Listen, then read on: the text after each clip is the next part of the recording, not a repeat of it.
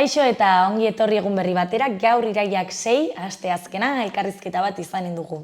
Ibai Iriarterekin hitz eginen dugu, Ibai Iriarte filosofo eta idazle iruindarra da, eta Joaquin Lizarraga Elkano apaizaren lexikoa berreskuratu zuen, eta horren harira Euskaltzaindiak Nafarroako gobernuarekin batera, bi hitzaldi antolatu ditu, bai bihar, bai etzi, lexiko horren azterketa eta analisi bat egiteko, Ibai Iriarterekin batera, eta Ibai Iriartek kontatuko digu nor izan zen Joaquin Lizarraga Elkanoko apaiza, eta bere argitalpenak dituen hainbat bitxikeri, hainbat hitz eta holan.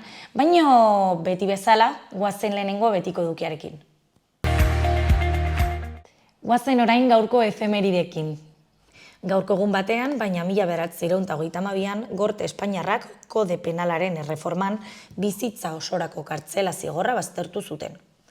Urte batzuk geroago, 1941an, Holokaustoa, Alemaniarrek okupatutako guneetan 6 urtetik gorako judu guztiek Dabiden izarra eta judu hitza idatzita izan behar dute derrigorrez. Egun berean, baina 1981an, Errusian Mikhail Gorbatxovek Baltiar Errepubliken, Estonia, Lituania eta Letonia, independentzia onartu zuen. Eta bukatzeko 2005an, Kalifornia ezkontza homosexualak onartzen dituen Ameriketako Estatu Batuetako lehen estatua da. Ikusi dezagun gaurko egunkariko azalek zer dioten. Diario de Notiziasen titular nagusian, indarkeria matxistagatik Nafarroan uztailean jarritako salaketak egunero 7 dira. Hilabeterik gatazkatsuena da erregistro historikoa dagoenetik. Salatutako 205 lagunetatik 45 sexu indarkeriagatik izan ziren. 76 erasotzaileek jarraipenerako eskumuturrekoa daramate. Politikan, Puigdemontek Sánchezen inbestidura aurretiazko amnistia lege baten baldintzapean jarri du. Feijóok baztertu egin du Junts talderdiarekin biltzea Abaskalekin hitz egin ostean. Argazki nagusian, korrontearen intentsitateak eta urremariak piraguaz gozatzeko aukera eman zuten. Izenburuan, ur biziak argan. Eugin 13 milioi litro usteak piraguisten gozamena errazten du. Goiko berrietan batetik Nafarroako Volkswagenek aldi baterako lan erregulazioa iragarri du Eslovenian uholde bat izan ondoren. Hilabete honetako 4 egunetan itxiko da piezarik ez dagoelako. Enpresak eskatuko ertea ezinbestekotzat jo du. Bestetik, 19 taxilinea egongo litzateke hiriko autobusik gabeko eskualdeko bizilagunei laguntza emateko. Futbolean batetik Iker Muñozentzat kontratua 2027 arte, 12 milioiko klausularekin.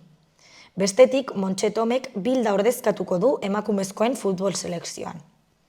Bukatzeko, kazetaritzak Maria Teresa Campos agurtu du, Goizeko telebistaren berrasmatzailea.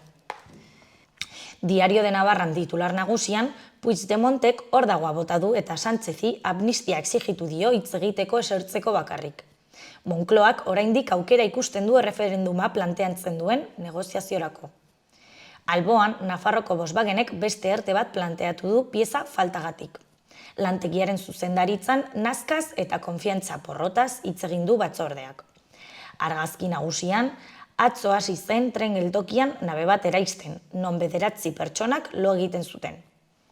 Bukatzeko, goiko berrietan batetik, agur Maria Teresa Camposi, telebistako goizetako erreginari.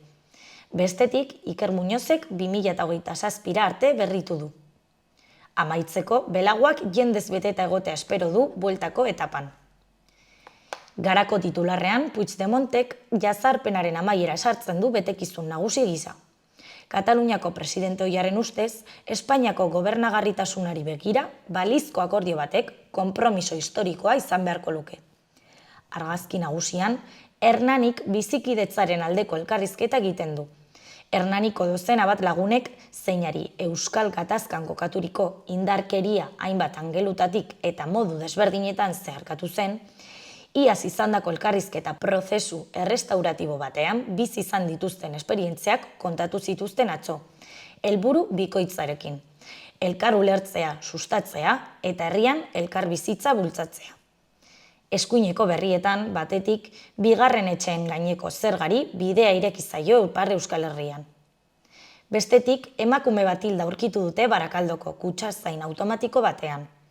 Autopsiaren emaitzen zain, ertzaintzak baztertu egin du kriminalitate zantzurik. Bukatzeko, klimari buruzko Afrikako goi bilerak inbertsioak eta zorrak arintzea eskatzen du.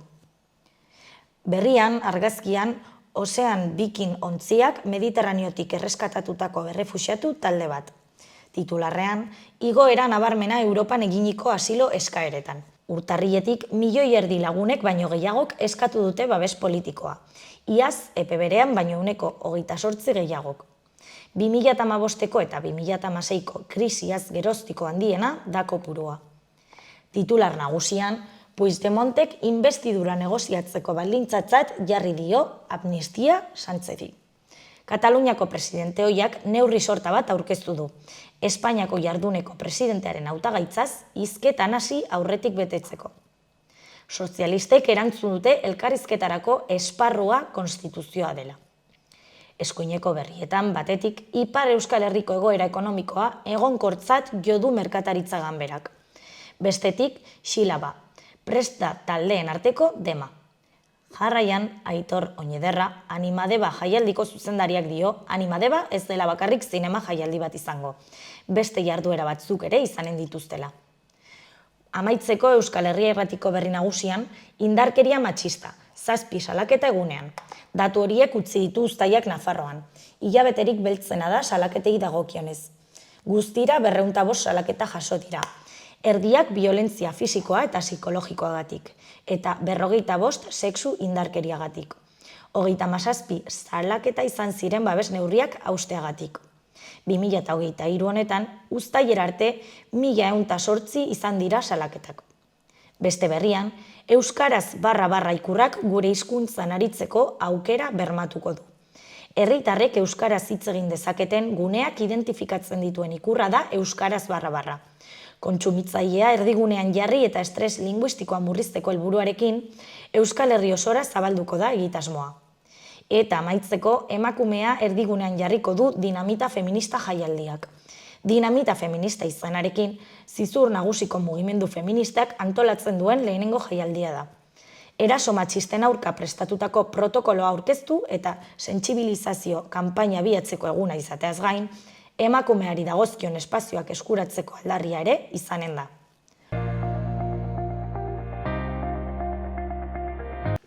Gaurko eta biharko eguraldia entzun ditzagun. Gaur eguraldiak ildo beretik jarraituko du eta temperatura azken egunetako maila berdintsuan mantenduko da.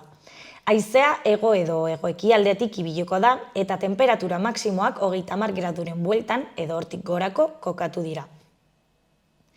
Edo hortik gora kokatuko dira. Kostaldean brisa sartuko da arratsaldean. Zeruan hodei gutxi, baina hauts gandu apur batekin jarraituko dugu. Arratsalde gau partean berodei batzuk garatuko dira. Ostegunean hodei gehiago ikusiko ditugu. Erdi mailako hodei eta goi hodei dezente agertuko dira zeruan eta oraindik hauts gandu pixka bat izan genezake. Beraz, zerua aurreko egunean baino estaliagoa egongo da.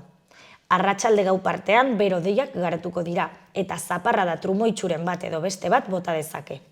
Temperaturari eta haizeari dagokionez aldaketa gutxi. Maksimoak 30 gradu ingurukoak izango dira eta sargori egongo da ipar partean eta hego-ekialdeko haizea ibiliko da.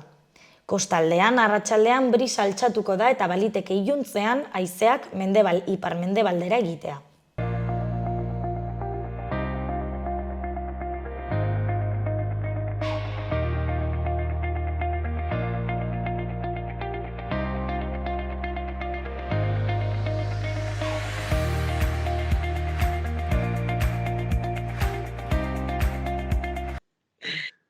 Kaixo eta ongitorri gaurko elkarrizketara, oraingoan Ibai Iriarte filologo eta idazle irundarra daukagu. Gaur, arratsaldeon Ibai. Apa, arratsaldeon. Joakin Lizarraga Elkanoko apaizaren lexikoa berreskuratu zuen eta Joakin Lizarraga Elkanokoaren lexikoaren azterketari buruzko hitzaldiak antolatu ditu Euskaltzaindiak Nafarroako gobernuarekin batera, baino hasteko zergatik ezagutu beharko genuke Joakin Lizarraga, nor izan zen? Bueno, Joakin Lizarraga Elkanoko apaiz bat izan zen, 1748an jaio eta 1855an hil zena, Eta, bueno, ark hori ez, Iruñerriko euskaraz idatzitako 5.000 orrialde baino gehiago utzi zituen, bueno, alde batetik, dotrinak, sermoiak, eta baita ere, bueno, santuen bizitzak, eta holako hori ez, gehien bat erlijioarekin lotutako gaiei buruzkoak. Eta, bueno, idatzi zuen Iruñerriko, gaur egun galdua den Iruñerriko euskaraz, ez? Ego Nafarrera deritzon euskalki batean, eta horixe, bueno, garrantzitsua da, pixka bat, hori ez, batetik, oso hori ez, aspaldi eta asko ezagutzen ez den, eta aspaldi galdutako euskalki batean idatzi zuelako, eta, bueno, azken finean, Nafar guztiok ezagutu beharko genuke, azkenean euskal letretan, hori ez, gehien idatzi duen idazle klasikoetariko bat delako, eta bueno, oso lexikoaren aldetik, adibidez, aditzen eta esaldien joskeran eta barrere, baditu bere altxortxoak, baina, bueno, azkenean lexikoan, igual erraxagoa dena gaur egun ere, hori ez, gure egunerokoan txertatzeko eta erabiltzeko, bueno, lexikoan utzi zizkigun, bueno, olako altxor eta goza berezi batzuk, bai. Ze helburu zituen bere eskuizkribuak? Bueno, printzipioz, garai horretan, bueno, bizi zuten Elizaren inguruan kezkaz, azkenean euskaraz mintzo ziren herritarroien gana iristeko, bueno, latina etzelako egokia eta gaztelera ez da ere, ez? Askotan, Elizara joaten ziren jendeak, ateratzen ziren Elizatik, apaizak esandako hori ulertu gabe. Eta, bueno, bestalde, apaiz batzuek, Larramendi Hernaniarraren, Andoaindarraren, hori ez, hizkuntza proiektua, hori ez, horren baitan, apaiz batzuek, bueno, erabaki zuten, hastea, pixka bat, euskara lantzen eta sermoiak, euskara zainduago bat erabiliz emateko, ez? Askotan, apaizek egiten zutena zen, zuzenan edo latinetik edo gaztelaniatik, itzulpena, ez? Hola, bateko itzulpen bat eman euskaraz, zerbait saiatzeko, ez? Nolabait iristen. Eta, azkenean, denoi gertatuko litzaiguken bezala, ez? Bateko itzulpen bat, hola, improvisatua, ez da oso ongi geratzen, ez? Ez bazara itzultzaile profesional bat. Eta orduan, bueno, gertatzen zena zen, azkenean, hori, etzela kalitatezko edukia ematen, eta orduan, prestatu zituzten nolabait, Elizan izateko eta, hola, ez, kalitate hobearekin hitz egiteko, nolabaiteko, bueno, material batzuk prestatzen. Eta nola ezagutu zenuen zuk Joakinen historia, eta noiz? Bueno, ni hasi nintzen hori euskal filologian, eta hori, azkeneko urteetan, bueno, Iñaki Kaminorekin, bere ematen zigun ikasgai batean, sortu zitzaidan aukera, hori bez, nik jatorria Iruñan dudanez, proposatu zian zergatik ez duzu begiratzen pixka bat autore hau, eta orduan, bueno, konparatu nuen Joakin Lizarragaren, bueno, hartu nuen nola pasartetxo txiki bat, eta pixka bat, bertan agertzen zen lexikoa, alderatu nuen eugiko lekuko batzuek utzitako, ez, euskal hizkera, herri hizkeren atlasean, EHH-an, Euskaltzaindiaren proiektu horretan agertzen ziren hitzekin, eta orduan egin nuen, pixka bat, hori, lehendabiziko alderaketa moduko bat, eta, bueno, ikusi nuen zirela gauzatxoak, eta, hola, ez, interesgarria izaten altzela. Eta hori, hortik tiraka, gero proiektu hau egiteko proposamena iritsi zen, eta noski, aurrera egitea erabaki nuen. Hori noiz izan zen, zehazki, lehen kontaktu hori? Hori izan zen, 2017 urtean. Orduan duela, 2017tik daramazu eskuizkribu hau analizatzen eta lexiko analizatzen? Bueno, berez, hor izan zen lehendabiziko urrats bat, eta gero hori Euskaltzaindiarekin eta Nafar Gobernuarekin batera proiektua aurrera ateratzea lortu zen, eta hor benetan hasi ginen 2018an, ja nolabaiteko jarraikortasunez, eta ja nire burua hortan zentratuta. Bai. Nola izan zen proiektu honen sorrera? Nola sortu zen? Bueno, lehendabizi hori Iñaki Kaminok eta Blanka Urgelek nolabaiteko ezurdura osatu zuten, eta haien abileziarekin, ez, lortu zuten, Euskaltzaindiarekin harremana egitea, pixka bat, proiektua aurkeztea eta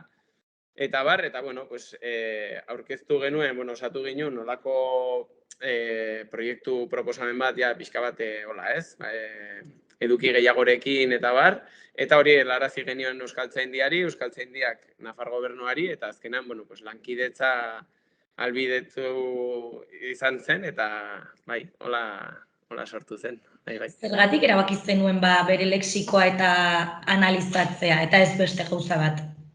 Bueno, printzipioz, hori, ni oraintxe bertan tesia egiten ari naiz, ere bai, eta aurrera jarraitzen dut, eta beste alderdi batzuk ere lantzeko asmoa dut, baina erabaki ginen lehendabiziko urrats bat izateko bezala, egokia zela lexikoarekin hastea, ez? Nolabait, lexikoa izaten aldelako, nolabait atalik emankorrenetarikoa Lizarragaren eskuizkribuetan eta Lizarragaren lanetan. Gero, egia da, aditza eta esaldiak eta nolabait sintaxia eta ere, aztertzen joan garen heinean ikusi dugu, hortik ere badagola zerratera, baina, lehendabiziko urratxo bezala, lexikoa iruditu zitzaigun oso alderdi emankorra, eta gainera, euskal letretan ez da inbeste landu, ez? Normalean, euskalkiak eta zerkatzen ditugunean, gehien begiratzen zaio aditzari, edo, sintaxiari, fonologiari, eta lexikoa bai geratzen dela pixka bat, hori, alde batera edo alboratuta. Eta orduan, erabaki ginen, hori, lexikotik hastea, eta ikustea saiatzea, lexikoa aztertzen, modu berriago edo berritzaileago baten bitartez. Eta zenbat hitz atera dituzu? Hautaketa izan da pixka bat, interesgarrien iruditu zaizkigun hitzak hartu ditugu, eta hartu ginen Lizarragak utzi zituen 5.000 orrialde baino gehiago idatzita, eta horiek 15 eskuizkributan banatuta, ez? Batzuk galduak, bi galduta daude oraintxe bertan, eta beste bat, badugu arrastoren bat non egoten alde, baina ez dugu oraindik aurkitu. Eta hori, nik egin nuena izan zen, eskuizkribu bat hautatu, pixka bat hasieran emankorrena izaten alzena edo, ez zen hori sanduen bizitzak kontatzen dituen eskuizkribu bat. Eta hori, lan bera gutxi gora bera egin zuen bi ataletan, ez? Agian, santu beraren bizitza kontatzen zuen bi idatzalditan, eta orduan interesgarria zen ere ikustea, nola egiten zuen bata eta bestea, ez? Printzipioz, gauza bera kontatzeko ahalegina egin zuen, baina, bai ikusten da aldeak daudela, lehendabiziko idatzaldia eta bigarrenaren artean, eta orduan, hautatu ginen eskuizkribu hori, eta hortik, atera genituen 1509 hitz, eta hitz horien, jatorria, erabilera, ez? Eremua gaur egun, noski, azterketa pixka bat diakronikoa egin dugu, hau da, ez da, justo Lizarragaren garaian non erabiltzen zen hitz hori, ez ditugu lekukotasun asko, garai hortakoak, eta orduan egin duguna da, pixka bat hartu, Lizarragaren garaia, baina baita ere, pixka bat zabalago, ez? Gaur egun ere non erabili daitezken hitz horiek, edo non jaso diren, edo Lizarragaren aurretik ere ea non baita agertu diren. Baina, egia da, Lizarragaren testuetan, hori ez, erabili dugu OEH, dela Orotariko Euskal Hiztegia, eta hor jasota daude hori ez, ezagutzen ditugun euskaraz idatzitako testu gehienak. Guztiak ez bada, baina bueno, saiakera da guztiak egon daitezen, baina bueno, seguro baten bate ez dela jaso. Eta orduan, hori erabiliz, egin dugu pixka bat ikusi aurretik erabiliak ziren, edo gerora ere nola erabili, edo non erabili diren, eta bar. Eta orduan, bueno, bai saiatu gara pixka bat, hola modu diakroniko batean, hitz bakoitzaren eremua finkatzen, ez? Eta ze autorek erabili duen, eta pixka bat hori, izan da azterketa. Nola izan zen zure lehenengo kontaktua eskuzkriborrekin? Guztiz ulertu zenuen, lehenengo aldiz?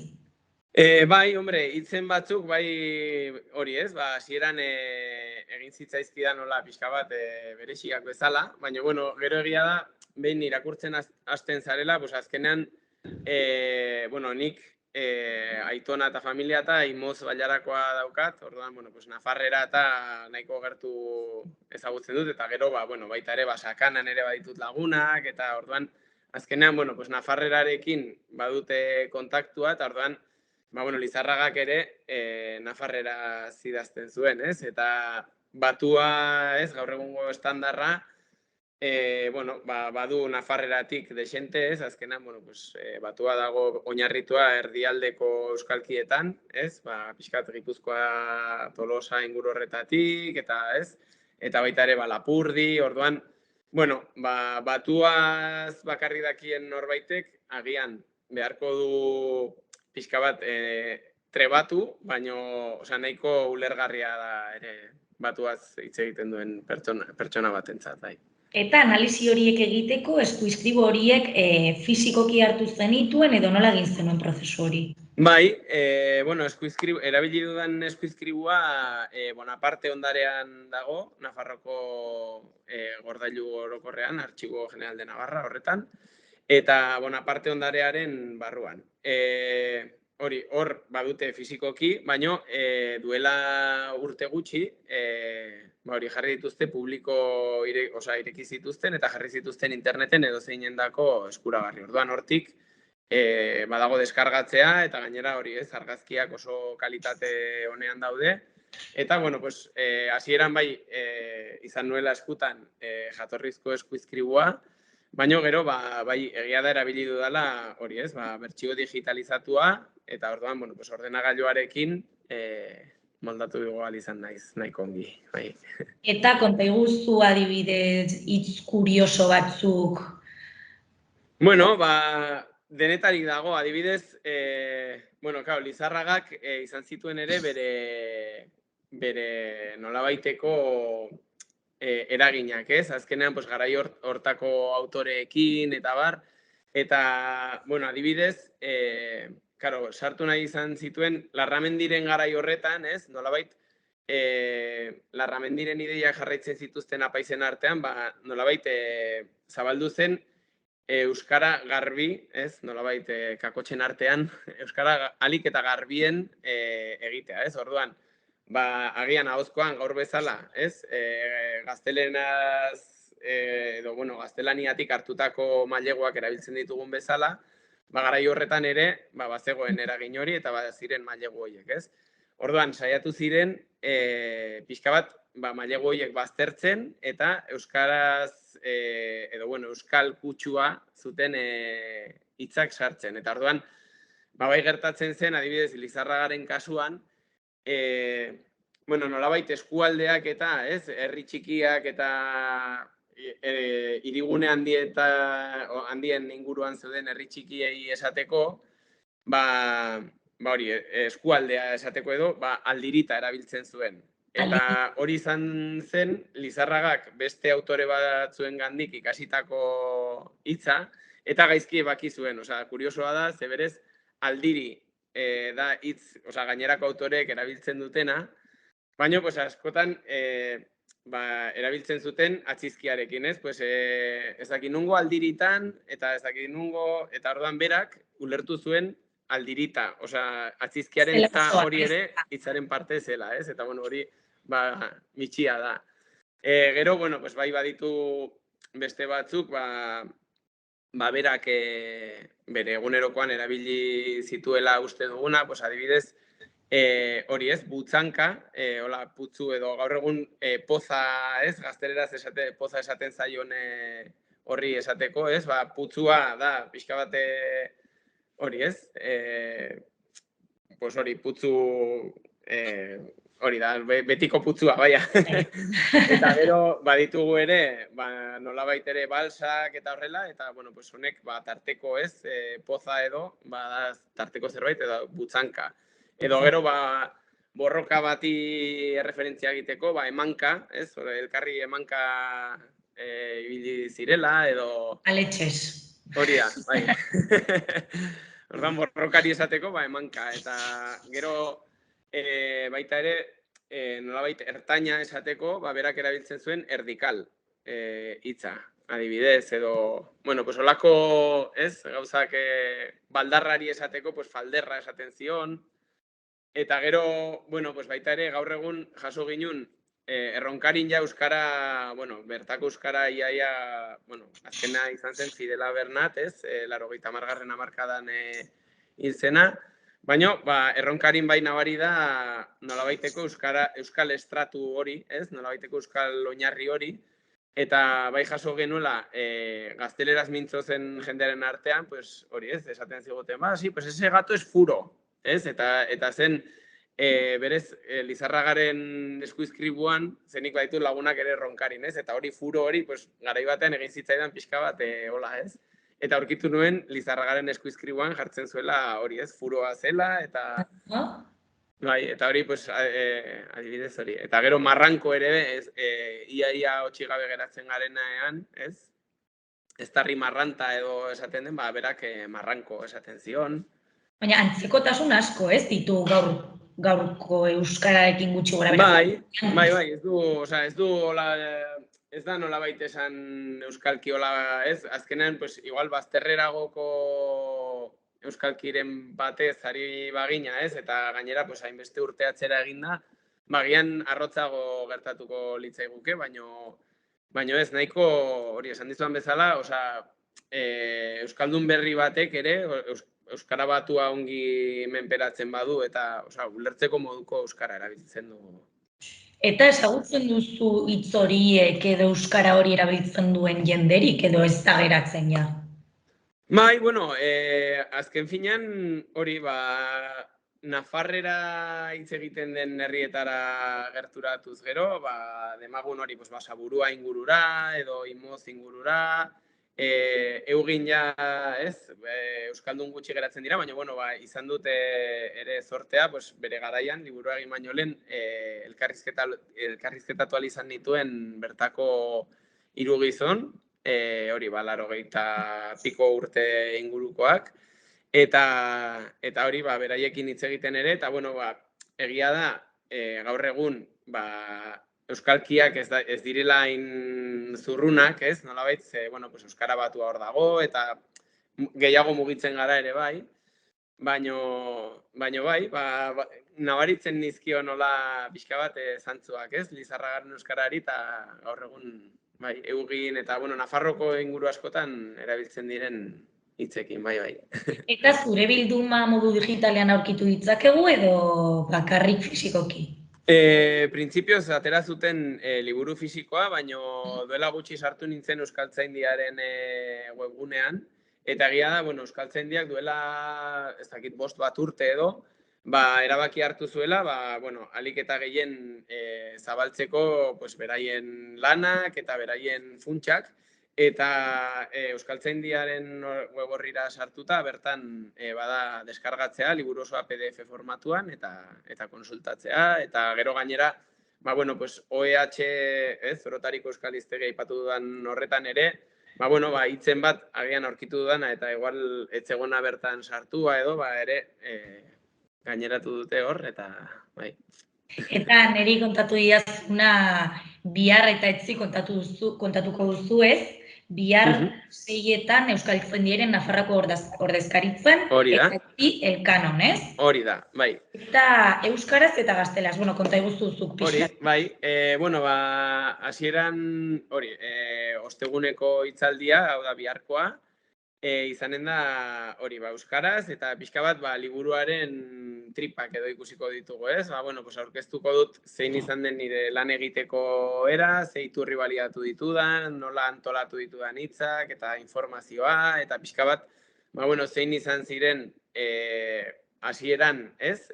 Hartu genituen Lizarragaren iturritzat hartu genituen autoreak, eta gero pixka bat bakoitzarekin zer ikusi dugun, ez? Eta zergatik bai edo zergatik ez, eta hori pixka bat aztertuko dugu, gero ikusiko ditugu ere, hitz batzuk, orain aipatu ditudan bezala, hitz batzuk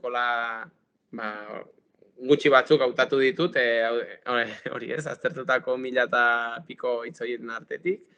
Eta gero, ostiralekoa izanen da gazteleraz, eta pixka bat, asmoa da gerturatzea, Joakin Lizarragaren hori ez, testu inguru historikoa kontatuko dugu, pixka bat, euskararen erabilera edo euskararen eremua non zegoen, zehari zen, nondik norari zen galtzen, eta pixka bat hori, baita ere, gizarte mailan ze zeukan Lizarragak bere inguruan, garai hortan ziren gerrak eta barra aipatuko ditugu.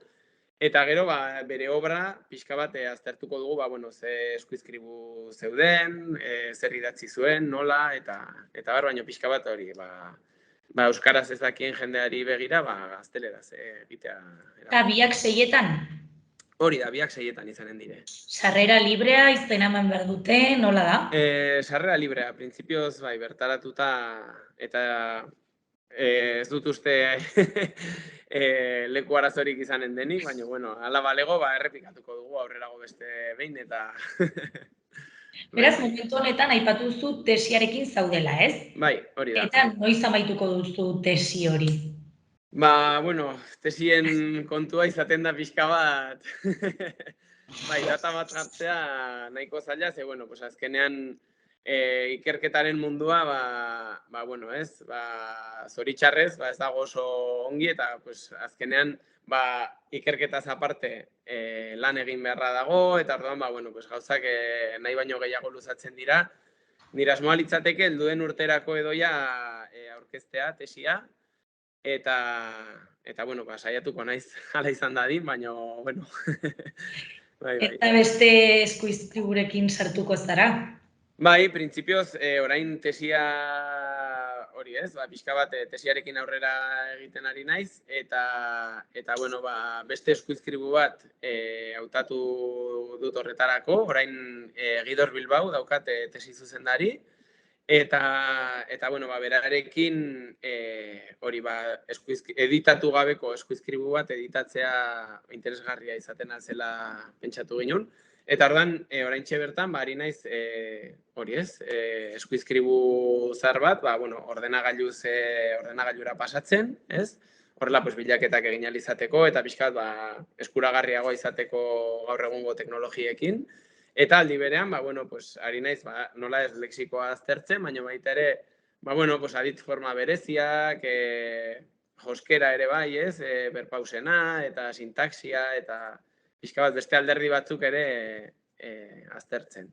Orduan, eskuizkribuaren edizioarekin bukatzear, baina gero, azterketa hori guztia egin beharra dago, eta bai. Ezingo genituzke ordu guztiak batu, ez? Ze pila sartuzu, baina egun batean, adibidez, zenbat sartzen zenituen? Bere garaian, hori, lexikoaren azterketarekin hasi nintzenean, hor bai Euskaltzaindiaren eta Nafar Gobernuaren babesa izan nuen, eta hor bai soilik ikerketan zentratu ahal izan nintzela.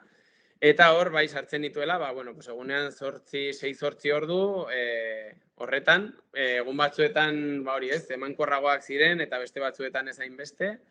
Eta hori, baina bai saiatzen nintzen, astean zehar, hori, egunero, ez, 8 orduko hori ez, lanaldia egiten, eta egunen batean gutxiago sartzen manuen, hurrengoan saiatzen nintzen gehiago, edo bestenaz, asteburuan eskaintzen nion denbora pixka bat gehiago, baina bai, eta orain, hori, lana, eta lana bukatu, eta egun batzuetan, hori, tesian murgilduta, eta bai.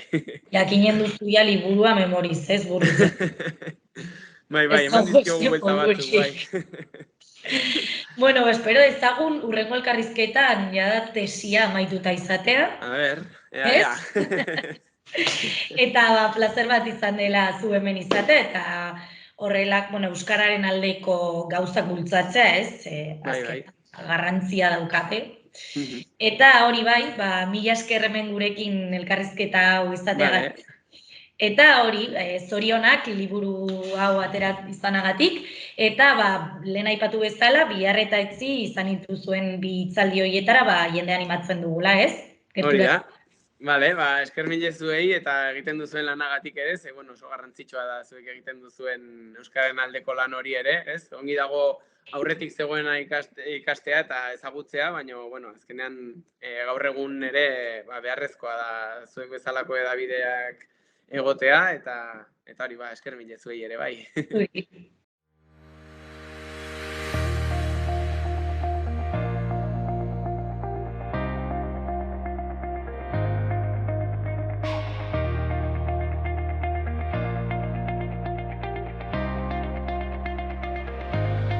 Iruñeko azken albizteak entzun ditzagun.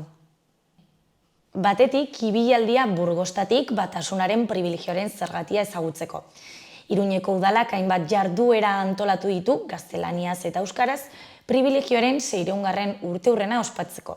Antolatutako ekitaldien artean, atzo zehar bisita gidatuak egin ziren hirian zehar, historialariek eginak. Bisitaldi horiei esker herritarrek 3 Burgostarren kaleak ikuspegi berri batetik zeharkatu ahal izango dituzte. Aurretik zer egon zen, bertako eraikuntzak eta ondare historiko artistikoa ezagutuz. Ana Ullargi eta Aitziber Inizkoz historian eta humanitatetan doktoreak arduratu dira, privilegioaren jatorria eta nabarreria San Fernin eta San Nikolas burkoetan banatutako herriaren aurreko errealitatea zehazteaz. Bertako kaleetan, aztarna arkeologikoetan eta erdiaroko xehetasunetan barrena. 40 lagunek gozatu ahal izan dute bien azalpenez Iruñeko kaleetatik egindako ibilaldi batean. Bestetik, Iruñak kirol instalazioen egoeraren azterketa xehatuta egingo du behar berrietara egokitzeko. Gizarte zerbitzu kirol eta osasun zinegotziak, Raul Armendariz, osasuna eta kirola binomioaren alde egin du legegintzaldiko ardatz estrategiko gisa. Hitzaldi horretan, berak eskatuta, Armendarizek berak zuzentzen duen arloaren ildo estrategikoak zein izango diren jakinarazi du, bai gizarte zerbitzuen arloan, bai kirolaren eta osasunaren arloan. Zentzu horretan, udalak kirola bultzatu nahi du osasuna eta ongizatea hobetzeko oinarrizko tresna gisa, baina baita gizarteratzeko eta gizarteratzeko elementu gisa ere. Herritar guztiei zuzenduta, haien adina eta egoera sozioekonomikoa edozein izanik ere. Jarraituz, hirigintza gerentziak udal plana aldatzeko proposamen bat aztertuko du, Etxabakoizen osasun arloko lanbide heziketako zentro bat sortzeko. Ikastetxe berria lehenengo San Jose zentroaren lursaian kokatuko da eta eraikina partekatuko du. Proposamenak aurreikusitako eraikuntza berrirako lerrokadurak eta sestrak zehazten ditu eta horretarako beko solairuaren gehieneko altuera, gehi 3 altuera ezartzen ditu, bai eta lehendik dagoen eraikinaren duen erlazioa ere, eraikinaren zati batean egungo erabilerari eusten baitio. Eguneko zentro gisa funtzionatzen baitu. Eta amaitzeko irailean mugikortasunaren astearekin batera, helduentzako bizi eskolako doako ikastaroetan izena emateko epea zabalik dago. Hastapen, trebetasun eta zirkulazio ikastaroak dira, astean 2 egunetan 2 astez egiten direnak. Irailaren 18tik 28ra, 9 ikastaro emango dira, 3 mailatan. Mugikortasunaren astean. Ikastaroak doakoak dira eta astean 2 egunetan zehar saioak izango dituzte. 9 talde aurreikusi dira, 4 hastapenekoak, 4 trebeziakoak eta 1 zirkulaziokoa. Izena ematen duten pertsonek dituzten ezagutza maila zehatzen arabera ikastaroak eman ahal izateko. Buah, me dolía la vista.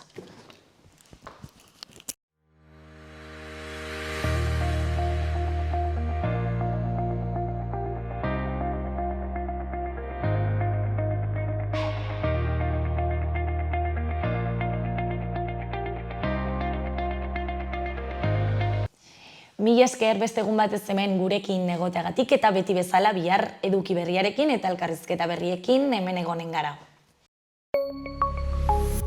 Gobierno de Navarra. Nafarroako gobernua.